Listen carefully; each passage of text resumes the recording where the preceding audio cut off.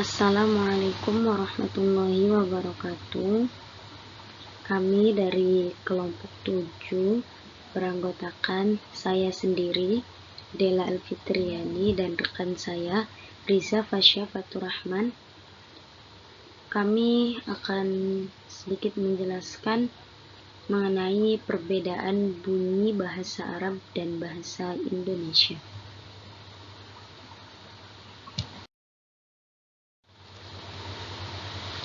Konsep analisis kontrastif.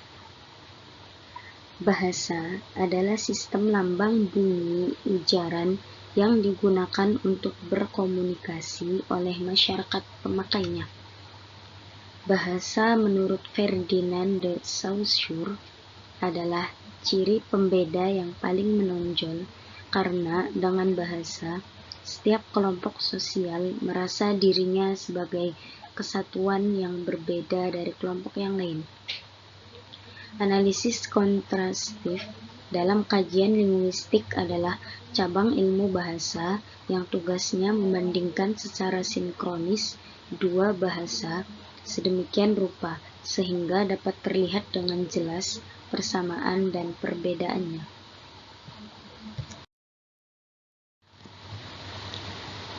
Pengertian mengenai bahasa Indonesia dan bahasa Arab. Bahasa Indonesia merupakan bahasa yang digunakan oleh rakyat Indonesia untuk berkomunikasi, sedangkan bahasa Arab adalah bahasa untuk berkomunikasinya bangsa Indonesia di Timur Tengah. Untuk memberikan gambar yang jelas bagaimana bentuk kosakata bahasa Indonesia dan bahasa Arab berdasarkan bunyi huruf, kala, jumlah, dan persona, maka akan dipaparkan sebagai berikut. A. Bunyi satuan huruf. Yang pertama, bunyi-bunyi yang sama persis, makhorijul dan sifat hurufnya. Contohnya yaitu huruf B dalam bahasa Indonesia dan ba dalam bahasa Arab. Yang kedua yaitu bunyi-bunyi yang serupa. Contohnya pada huruf T dalam bahasa Indonesia dan ta dalam bahasa Arab. B. Bunyi-bunyi yang saling berbeda dalam dua bahasa. Contohnya yaitu pada huruf dod dalam bahasa Arab dan D dalam bahasa Indonesia. C. Bunyi-bunyi bahasa Arab yang tidak ada padanannya pada bahasa Indonesia. Contohnya yaitu pada huruf ta. D. Bunyi-bunyi bahasa Indonesia yang tidak ada padanannya pada bahasa Arab. Contoh hurufnya yaitu huruf P dalam bahasa Indonesia.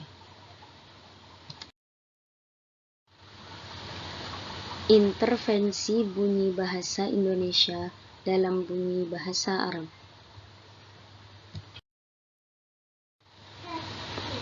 Intervensi antara bunyi-bunyi bahasa Arab dan bahasa Indonesia. A. Pengucapan huruf ta dalam bahasa Arab seperti huruf S dalam bahasa Indonesia. Contoh, kata hadits dalam bahasa Arab dan hadits dalam bahasa Indonesia. B. Pengucapan huruf shod seperti S dalam bahasa Indonesia. Contoh kata sodaqoh dalam bahasa Arab dan sedekah dalam bahasa Indonesia. C. Pengucapan huruf shin seperti SY dalam bahasa Indonesia. Contoh kata syaiton dalam bahasa Arab dan setan dalam bahasa Indonesia. D. Pengucapan huruf za seperti huruf Z dalam bahasa Indonesia. Contoh kata izin dalam bahasa Arab dan izin dalam bahasa Indonesia. E. Pengucapan huruf to dalam bahasa Arab seperti huruf T dalam bahasa Indonesia. Contoh kata sultan dalam bahasa Arab dan sultan dalam bahasa Indonesia. F. Pengucapan huruf of seperti K dalam bahasa Indonesia. Contoh kata iblat dalam bahasa Arab dan kiblat dalam bahasa Indonesia. G. Pengucapan huruf ain seperti a, i, u dalam bahasa Indonesia. Contoh kata ilmu dalam bahasa Arab dan ilmu dalam bahasa Indonesia. H. Pengucapan dua konsonan bahasa Arab seperti konsonan-konsonan mereka dalam bahasa Indonesia. Contoh kata assalamualaikum dan pengucapannya assalamualaikum.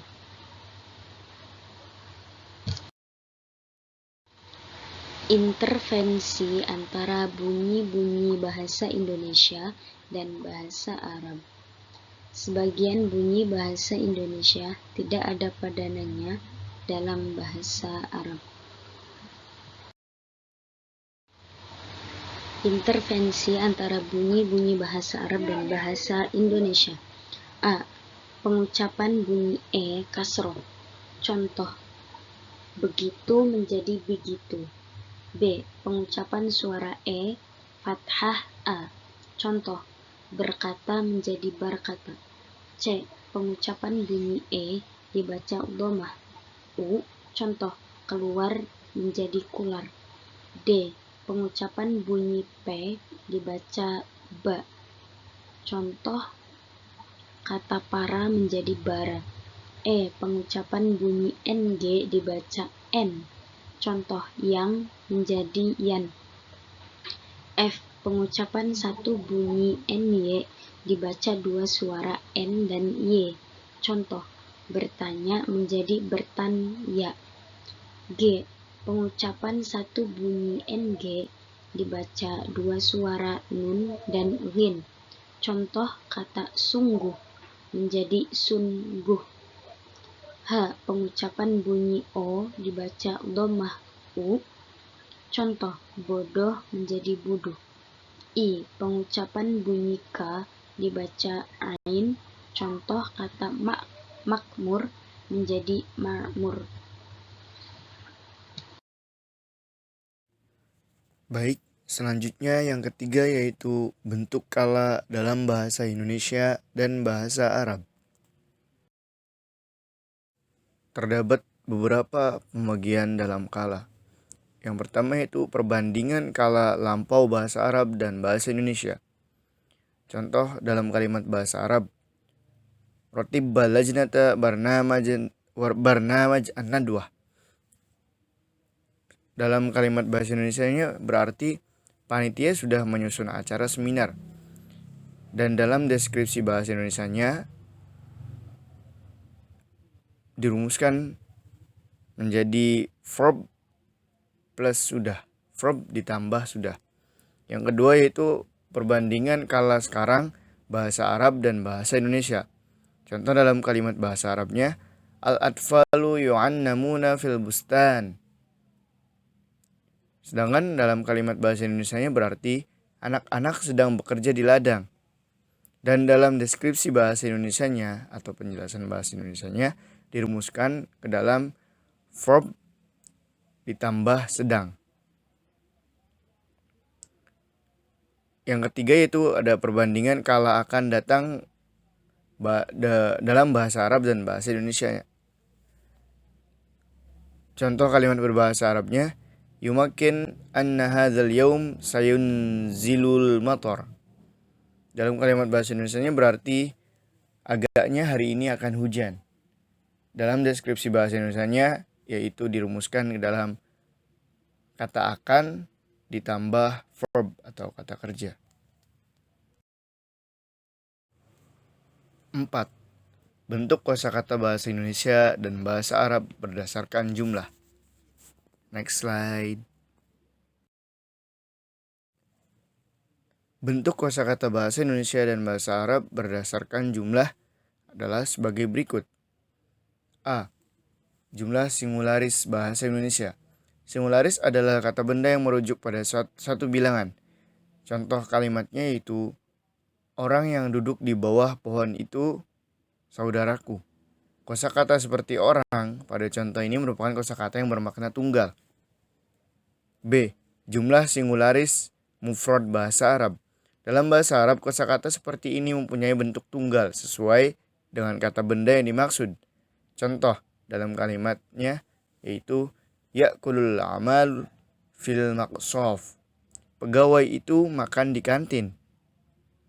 Dalam bahasa Arab, kosakata nominal seperti contoh di atas ketika menunjukkan kata tunggal, maka yang digunakan adalah kosakata mufradnya, kosakata seperti pegawai. Kemudian selanjutnya yang C, perbandingan jumlah singularis mufrad dalam bahasa Indonesia dan bahasa Arab. Contoh dalam kalimat bahasa Arabnya yaitu tilkar rojul yusolli fil mathafi mubakiron. Dalam bahasa Indonesianya berarti laki-laki itu sampai di museum pagi-pagi sekali. Dalam deskripsi bahasa Indonesianya yaitu berbentuk nomina. Selanjutnya itu bagian D. Jumlah pluralis bahasa jamak Indonesia. Bentuk jumlah pluralis adalah bentuk morfologis yang merupakan kata benda berjumlah 2 atau lebih, yang biasa disebut dengan jamak.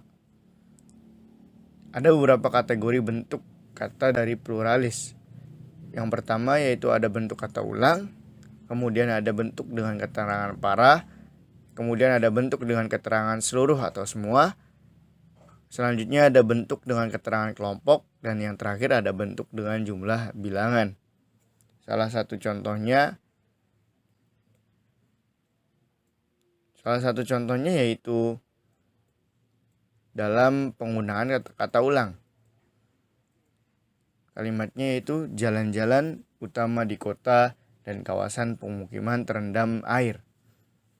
Kata pengulangan di sini itu terdapat pada kata jalan-jalan. Kemudian yang terakhir yang E yaitu jumlah pluralis jamak bahasa Arab. Jumlah pluralis dalam bahasa Arab disebut juga dengan jamak, yaitu kata benda yang merujuk pada lebih dari 2. Berikut macam-macamnya. Yang pertama jamak taksir. Contohnya yaitu asyawari fil madinati fil mawadin maghruqati bil ma. Yang kedua pada jamak muzakkar salim. Contohnya yaitu yuraji'ul bai'un minas suq. Yang ketiga dalam jamak muannats salim, contohnya yaitu at-tilmizah yadhhabna ilal madrasati mubakkiran.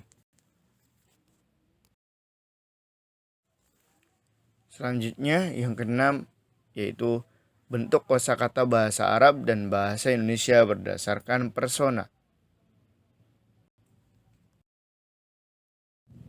Persona dalam bahasa Indonesia direalisasikan melalui pronomina persona atau kata ganti orang.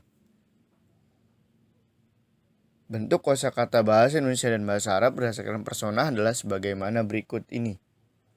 Yang pertama ada persona pertama bahasa Arab.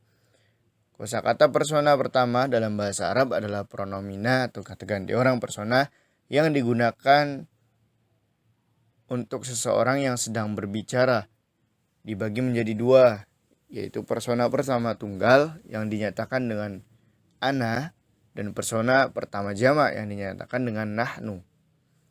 Kemudian B, persona pertama bahasa Indonesia. Kosakata persona pertama dalam bahasa Indonesia sama halnya seperti persona pertama dalam bahasa Arab, yakni digunakan untuk seseorang yang sedang berbicara, dibagi menjadi 2, yaitu persona pertama tunggal dinyatakan dengan saya, dan persona pertama jamak dinyatakan dengan kami atau kita.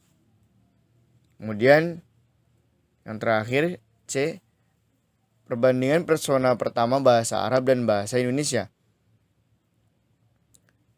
Dalam contoh kalimatnya yaitu ana thalibatun min ihdal jami'ah fi Bandung. Saya dalam contoh kalimat bahasa Arabnya. Dan dalam contoh kalimat bahasa Indonesianya itu saya mahasiswa di salah satu universitas di Bandung. Saya merupakan kata yang dideskripsikan dalam bahasa Indonesianya, dan kemudian ana dan tu merupakan kata yang dideskripsikan dalam bahasa Arabnya. Syukron ala ihtimamikum. Assalamualaikum warahmatullahi wabarakatuh.